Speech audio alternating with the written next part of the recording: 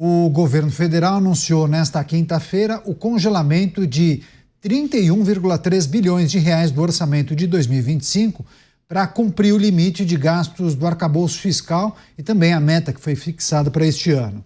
Além disso, o Planalto revelou que vai aumentar o imposto sobre operações financeiras para reforçar a arrecadação.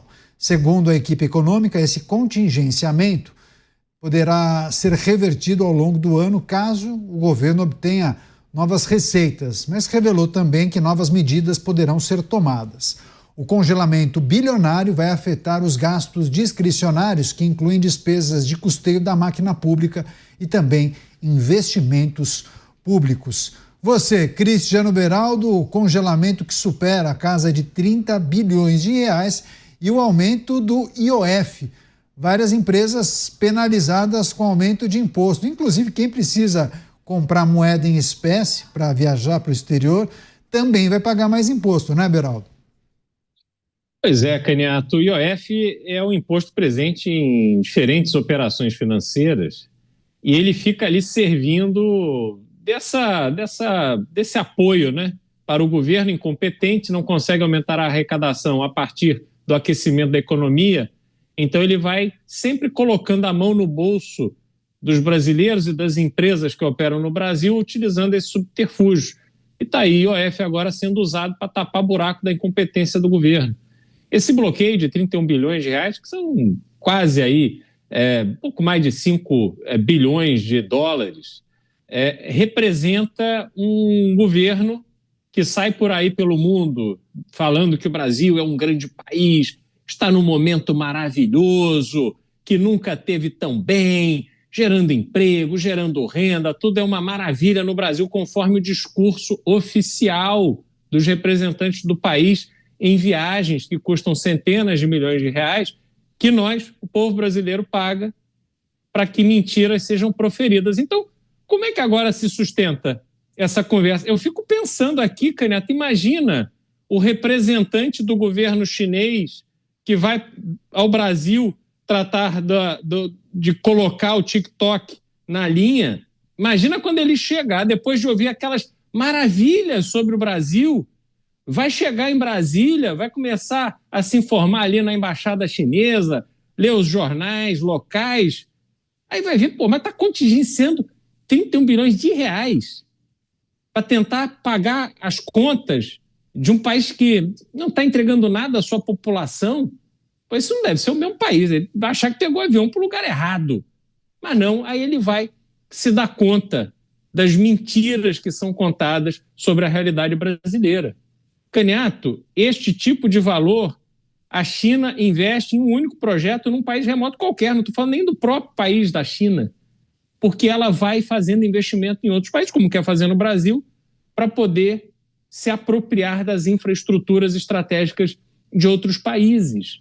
E nós estamos aqui procurando cada moedinha no bolso de cada brasileiro para poder tirar absolutamente tudo que cada um tenha para entregar. Eu olho para o governo brasileiro, Caniato, e é aquela cena do ladrão que com uma arma em punho, apontada para a cabeça da vítima, ele vê o celular, dá o celular. Aí quando a pessoa vai pegar o celular, ele vê o relógio, agora tira o relógio. Aí quando vai tirar o relógio, vê que tem aliança, agora me dá aliança. Aí a pessoa se mexe, não, agora me dá o cordão, agora me dá a bolsa, agora me dá isso, agora me dá aquilo, deixa a pessoa pelada. Porque tudo que ele vê, ele quer. Assim é o governo brasileiro. E nós vamos ficar despidos, sem absolutamente nada, e o governo não vai resolver absolutamente nenhum problema que ele precisaria resolver. Então essa é a dinâmica que tem. É o que nos cabe, Caniato, pagar imposto. Acordem cedo, trabalhem muito para pagar muito imposto e financiar o governo incompetente que temos hoje no Brasil.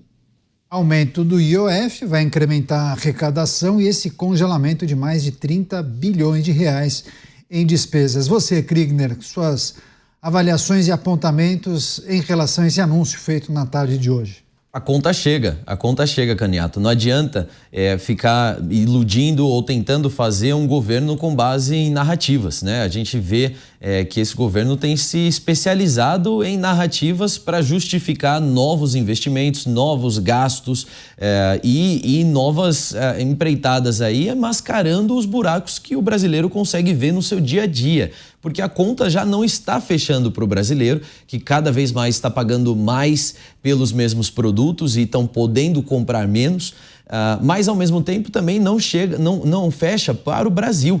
Como é que no momento em que a própria pasta, né, e aí a gente precisa fazer essa análise, o Ministério da Fazenda tem se comprovado completamente incapaz de negociar com as demais pastas do governo federal, em especial com o Congresso Nacional, com a Câmara dos Deputados. O Ministério da Fazenda parece que bate na porta ali dizendo, olha, vamos ter que fazer um corte, vamos ter que reduzir, vamos ter que fazer isso, fazer aquilo, e ninguém escuta. Aliás, não só não escutam, mas fazem exatamente o contrário. A gente já falou dele aqui hoje, né? Mas vamos trazer aqui o ex-ministro Carlos Lupe, que quando o ministro Haddad bateu na sua porta para dizer de cortes e redução no seu orçamento, ele disse, olha, se cortar da minha pasta, eu tô fora. E o que aconteceu? Ele permaneceu no cargo e aí nada foi cortado da pasta dele, ou seja, não atrapalhou os belos destinos aí que ele tinha para os recursos que ele recebeu. Essa é a grande preocupação do brasileiro, que olha para isso e fala, peraí, é só na minha casa que eu preciso fazer os ajustes? Ninguém faz ajuste lá em Brasília?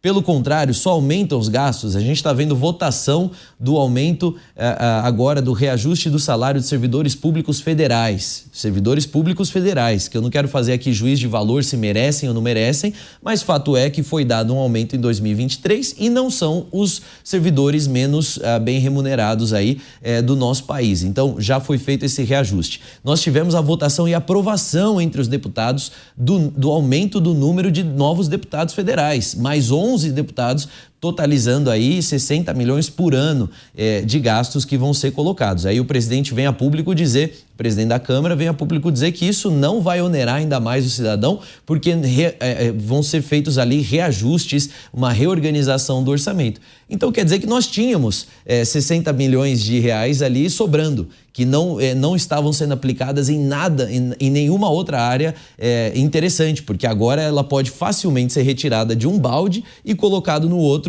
sem problema algum. Ou seja, tem dinheiro lá dentro de Brasília, tem dinheiro lá dentro da Câmara dos Deputados que está sendo usado de uma maneira leviana e qualquer hora você pode aplicar de um lado para outro. Então, esse dinheiro poderia ser melhor aplicado. Nós temos gastos excessivos, nós temos um desequilíbrio fiscal e um total descompromisso com o ajuste fiscal. É isso que tem causado instabilidade para o investidor, instabilidade para o mercado, em especial, trazido também preocupação para o brasileiro. E aí a conta chega. Vai ter que fazer o congelamento, vai ter que fazer não só o congelamento, vai ter que fazer também corte. Não adianta só congelar, contingenciar, dar os nomes bonitos, vamos precisar fazer corte. Agora, será que esse governo vai fazer corte em ano de eleição?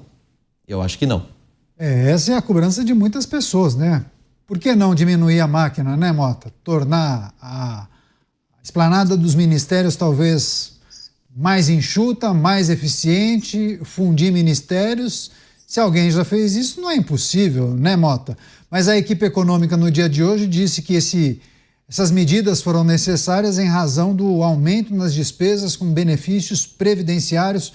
Houve um avanço aí de mais de 16 bilhões de reais, Mota. Olha, salvo engano, o orçamento do governo federal é de 5 trilhões com T, 5 trilhões e meio. Vocês sabem o que significa 31 bilhões?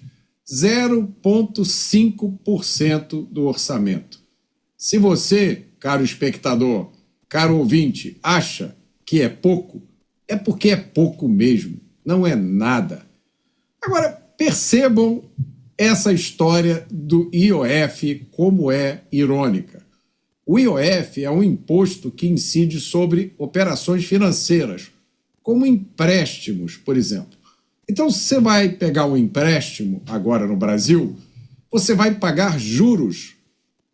Os juros que o governo paga são de 14,75% ao ano. Lógico, quando você vai no banco pegar um empréstimo, os juros são várias vezes isso. Eu nem tenho a mínima ideia quanto é que está os juros de um empréstimo, mas é uma fortuna. O governo vive reclamando dos juros altos e querendo abaixar, dizendo que os juros precisam ser reduzidos. Agora o governo vai aumentar o imposto que incide sobre o empréstimo dos juros altos. Compreenderam, companheiros, a lógica aqui do governo? E aí a gente tem que ver o que o ministro diz, né? O ministro deu uma declaração dizendo que o aumento do IOF e essa contingência aí vai permitir ainda este ano, com a ajuda dos matemáticos e dos economistas, mas principalmente de Deus, a redução dos juros. Ora, com o tipo de matemáticos e economistas que o governo tem, só mesmo operando um milagre.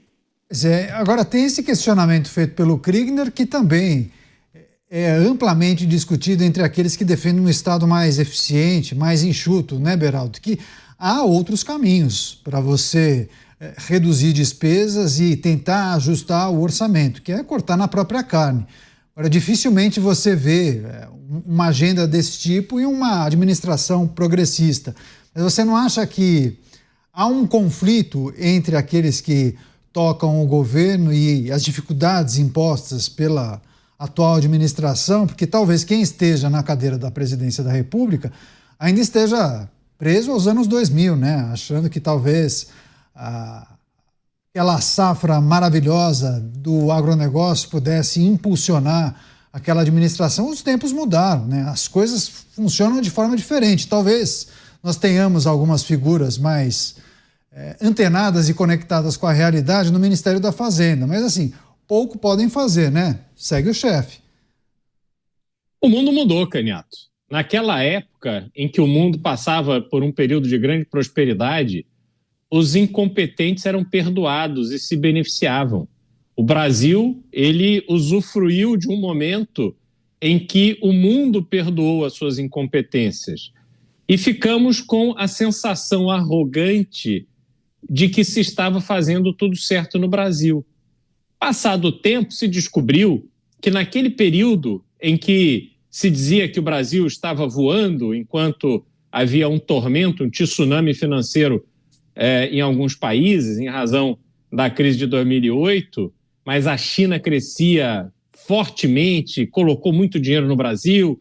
Depois o Brasil foi visto por um período de turbulência em mercados mais maduros, foi visto como uma alternativa para investimentos, então recebeu muito dinheiro de fora. Mas a gente tem que perguntar o que aconteceu com esses investidores. Quantos desses investidores de longo prazo ficaram felizes com os seus investimentos?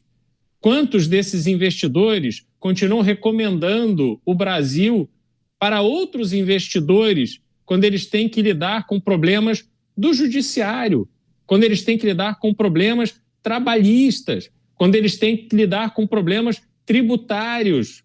Será que alguém leva uma boa experiência de investimento de longo prazo no Brasil? Não, não leva. Isso é um fato concreto. Não há o que se discutir sobre isso. Portanto, agora que o mundo não passa por esse momento de abundância, de dinheiro à vontade, o Brasil tem que mostrar qualidades que ele não tem. Só que para chegarmos num ponto de termos qualidade para mostrar, Canhato, não adianta querer corrigir o que existe hoje, porque o que existe hoje existe para garantir esquemas do tipo que roubam aposentados de INSS. A ineficiência brasileira, ela é propositalmente programada para que nesta ineficiência oportunidades sejam criadas para os sanguessugas do sistema, que alimentam aqueles que garantem a manutenção do caos administrativo no Brasil. Portanto, se quisermos realmente ver o Brasil corrigir as suas deficiências e se preparar para o futuro, temos que começar de novo. O Estado brasileiro tem que ser concebido a partir do zero. A forma de administração do dinheiro público tem que ser redefinida. O pacto federativo que tira dinheiro de São Paulo, de um Estado que investe, que cria um ambiente favorável às indústrias, à prestação de serviço, investe em sua infraestrutura. O dinheiro sai de São Paulo e vai financiar estados que há décadas se encontram nos piores índices de desenvolvimento humano, de segurança pública, de educação e etc. Eles são premiados pela incompetência. Então, obviamente, existe um grande desequilíbrio. na distribuição do dinheiro público brasileiro. E isso precisa ser corrigido a partir de uma revisão do Pacto Federativo. Da mesma forma que precisamos, de uma maneira fundamental, de uma nova Constituição. Claramente, a Constituição de 1988 não deu certo. Ela não é suficiente para que o Brasil consiga crescer, se desenvolver e ser visto como um país sério. Nós somos o país de faz de conta e não podemos continuar assim, cara.